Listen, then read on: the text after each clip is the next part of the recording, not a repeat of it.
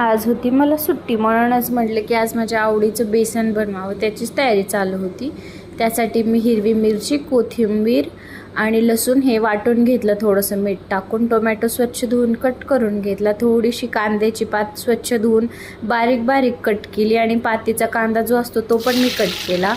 थोडंसं तेल गरम झालं की त्यामध्ये मी मोहरी टाकली, मग टाकला कांदा छान परतला की मग ती मी पेस्ट जी बनवली होती ती टाकली, मिक्स केलं छान।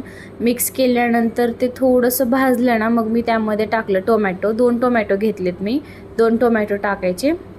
मग थोडीशी हळद टाकली, थोडंसं मीठ आणि मग ही टाकली मी कांदा पात। ती छान असं मिक्स करून घ्यायचं, ते असं थोडंसं तेल सुटल्यानंतर मग त्यामध्ये पाणी टाकायचं थोडंसं, आपल्याला जेवढं बनवायचं तेवढं। एका मिक्सरच्या भांड्यामध्ये मी 4 चम्मच बेसन घेतले, ते मस्त मिक्सरला थोडंसं लावून घेतले, कारण त्याच्या गुठळ्या होत नाहीत मिक्सरला जर लावलं तर, छान मिक्स होतं ते।